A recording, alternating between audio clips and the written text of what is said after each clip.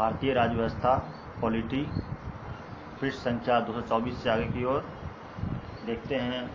अध्यादेश का दुरुपयोग, ठीक है। अध्यादेश जो होता है उसका दुरुपयोग किस तरह से है। संघ सरकार एवं राज्यों के द्वारा जारी अध्यादेश दशकों तक बनाए रखे गए, क्योंकि अध्यादेशों को बार जारी किया गया, ठीक है, बार बार जारी किया गया, जिसका प्रावधान संविधान में नहीं है। अध्यादेश के दुरुपयोग से यह प्रतीत होता है कि इसका प्रयोग आवश्यक परिस्थितियों के समाधान के बजाय संसद की शक्तियों की अवहेलना के लिए प्रयोग किया जा रहा है, ठीक है।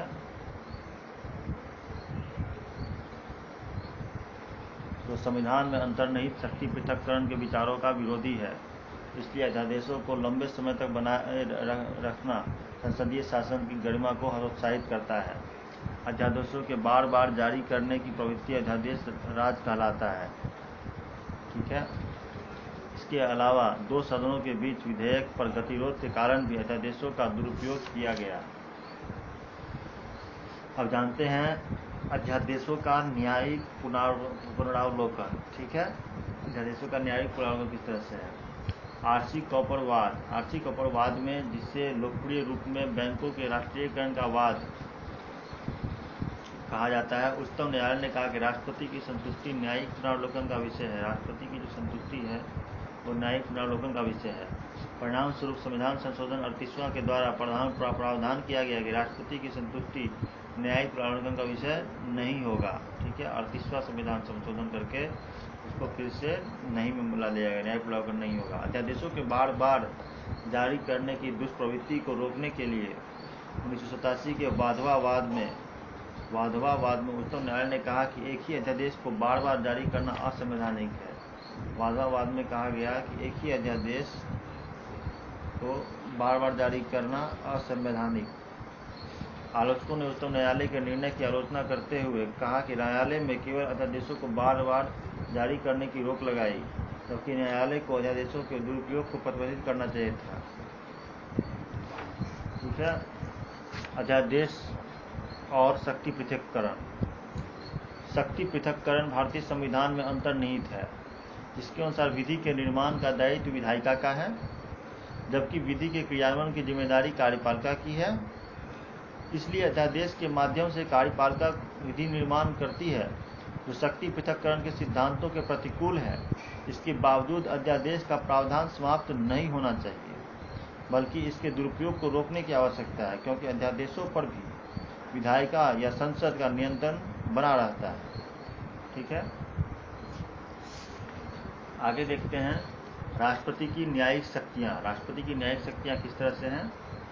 दंड, राष्ट्रपति मृत्युदंड, आजीवन कारावास, 2 वर्ष की सजा, आर्थिक दंड, इन सब पर विचार कर सकता है, ठीक है। क्षमादान, क्षमा का सर्वोच्च रूप, जिसमें सभी आरोपों में अभियोगों से मुक्त कर दिया जाता है, दंड को समाप्त कर दिया जाता है। कम्यूटेशन, किसी मृत्यु दंड प्राप्त व्यक्ति को सजा को आजीवन कारावास में बदल दिया जाता है, ठीक है, गुणात्मक परिवर्तन कर दिया जाता है। रिमिशन, परिहार, 2 वर्ष की सजा को 1 वर्ष कर देना, मात्रात्मक परिवर्तन कर दिया जाता है, रिमिशन। और कम्यूटेशन में गुणात्मक परिवर्तन कर दिया जाता है, मृत्युदंड को आजीवन में बदल दिया गया। रिस्पाइट, किसी विशेष परिस्थिति को देखते हुए सजा में कटौती करना, विशेष परिस्थिति को देखते हुए, जैसे गर्भवती महिला को यदि मृत्युदंड मिला हो, सजा में कटौती करना। रिप्राइव, सजा का क्रियान्वयन स्थगित हो जाता है। अगर किसी ने क्षमा याचिका भेजी है तो राष्ट्रपति को मृत्युदंड केस में किसी ने क्षमा याचिका भेजी है तो वो स्थगित होकर रुका रहता है। रिप्राइव मतलब निलंबन, रुक जाता है। राष्ट्रपति को सैन्य न्यायालय कोर्ट मार्शल द्वारा दिए गए दंड को भी क्षमा का अधिकार है। राष्ट्रपति को सैन्य न्यायालय द्वारा दिए गए दंड को भी क्षमा का अधिकार, ठीक है, जबकि राज्यपाल को यह शक्ति नहीं है। इश्यूज, मुद्दे क्या क्या हैं। क्षमादान की शक्ति का न्यायिक पुनरावलोकन, अनुच्छेद 72 में यह उल्लेखित है कि क्षमादान के विभिन्न रूपों का उल्लेख किया गया, अनुच्छेद कितना में 72 में, परंतु इसके आधार एवं प्रक्रियाओं का वर्णन नहीं है। आधार एवं प्रक्रिया का वर्णन नहीं। जिसका निर्धारण विभिन्न वादों के माध्यम से न्यायपालिका के द्वारा किया गया। क्षमादान राष्ट्रपति की विवेकाधीन शक्ति है, जिसका प्रयोग मंत्रिपरिषद की सलाह के आधार पर ही किया जाएगा। मंत्रिपरिषद गृह मंत्रालय के अंतर्गत। विवेकाधीन शक्ति का अभिप्राय राष्ट्रपति का निर्णय न्यायालय के निर्णय से भिन्न हो सकता है। ठीक है, अभिप्राय यह है कि भिन्न हो सकता है। यह राष्ट्रपति की संवैधानिक शक्ति है, व्यक्तिगत शक्ति नहीं है, इसलिए इसका प्रयोग मनमानी या अतार्किक नहीं हो सकता है। इसका प्रयोग संवैधानिक शक्ति है, इसलिए इसका अतार्किक प्रयोग नहीं हो सकता। क्षमादान के लिए राष्ट्रपति को व्यक्तिगत सुनवाई का अधिकार नहीं है, अपितु उसके समक्ष लिखित याचिका या प्रार्थना पत्र देना होगा। खुद से वो नहीं ले सकते, खुद से वो संज्ञान नहीं लेंगे। उनको अगर याचिका दी जाती है तो ही। यदि राष्ट्रपति के द्वारा शक्तियों का दुरुपयोग किया गया तो इसका न्यायिक पुनरावलोकन होगा। अगर राष्ट्रपति के द्वारा शक्तियों का दुरुपयोग किया गया तो न्यायिक पुनरावलोकन हो सकता है। धार्मिक, जातीय अथवा क्षेत्रीय भावनाओं के आधार पर किसी व्यक्ति को क्षमादान नहीं दिया जाएगा। किसी व्यक्ति को जातीय अथवा क्षेत्रीय भावनाओं के आधार पर समाधान नहीं। ठीक है, आगे एक टॉपिक है क्षमादान एवं शक्ति पृथक्करण।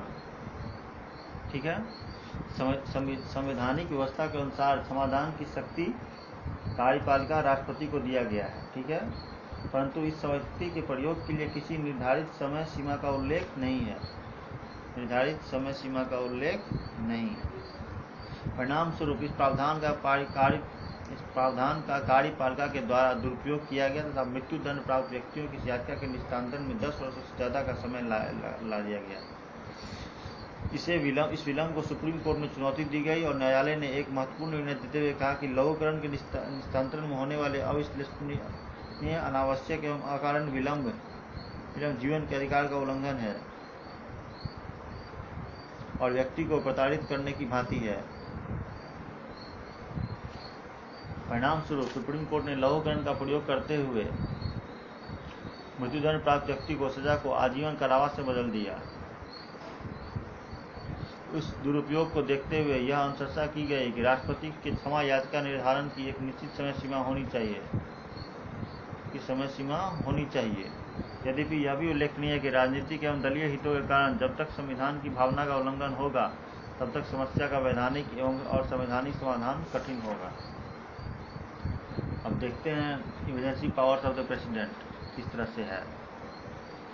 राष्ट्रीय आपातकाल भारत अथवा भारत के किसी क्षेत्र की सुरक्षा और अखंडता पर निम्नलिखित कारणों से खतरा उत्पन्न हो सकता है। बाह्य आक्रमण या फिर युद्ध या सशस्त्र विद्रोह, इन सब कारणों के कारण खतरा हो सकता है। तो राष्ट्रपति के द्वारा आपातकाल की घोषणा की जा सकती है। इन तीनों में से कोई भी हो या तीनों समझे एक साथ। अनुच्छेद 352 और यह उल्लेखित है और यह उल्लेखनीय है कि युद्ध अथवा बाह्य आक्रमण की आशंका के आधार पर ही भारत के किसी क्षेत्र अथवा समूचे भूभाग में आपातकाल घोषित किया जा सकता है।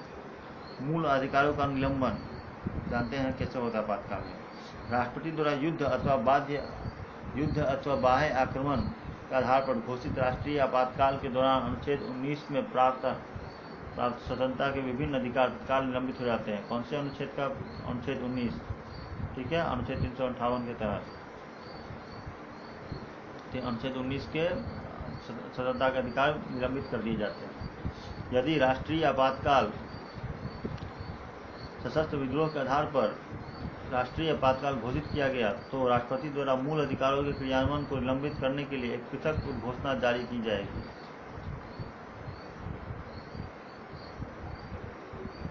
सशस्त्र विद्रोह के आधार पर होगा तो उसके लिए पृथक घोषणा जारी की जाएगी, जिसमें अनुच्छेद 20 और 21 को छोड़कर किसी भी मूल अधिकार के क्रियान्वयन को निलंबित किया जा सकता है। 20 और 21 को छोड़कर सभी मूल अधिकारों को निलंबित कर दिया जाता है। 44वें संविधान संशोधन के द्वारा ये हुआ, जिसमें 20 और 21 को छोड़कर सभी को निलंबित कर दिया जाएगा। ये उल्लेखित है अनुच्छेद 359 में। और अनुच्छेद 19 में जो स्वतंत्रता का अधिकार छीना जाता है वो उल्लेखित है अनुच्छेद 358 में। ठीक है। संसद एवं विधानसभा के कार्यकाल में वृद्धि।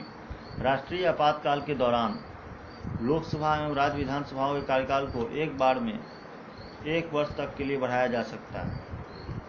और इसे अनिश्चित काल तक के लिए बढ़ाया जा सकता है। और राष्ट्रपति के द्वारा जब इसकी घोषणा समाप्त हो जाएगी तब भी इसका प्रभाव 6 महीने तक बना रहेगा। इस अवधि 6 माह तक फंडामेंटल राइट्स लंबित रहेगा। अर्थात जून 1975 में घोषित आपातकाल के दौरान लोकसभा में विधानसभा के कार्यकाल को 2 बार बढ़ाया गया 2 वर्ष के लिए। यद्यपि यह उल्लेखनीय है 1962 में घोषित राष्ट्रीय आपातकाल 1968 में हटाया गया। 62 में घोषित राष्ट्रीय आपातकाल 68 में हटाया गया। ठीक है, तो चाइना के साथ युद्ध हुआ था उसमें। परंतु इस दौर में 1967 में लोकसभा विधानसभा चुनाव हुए थे। लोकसभा विधानसभा चुनाव हुए तथा 1971 में घोषित आपातकाल 1975 में घोषित आपातकाल 1970 में हटा लिया गया था।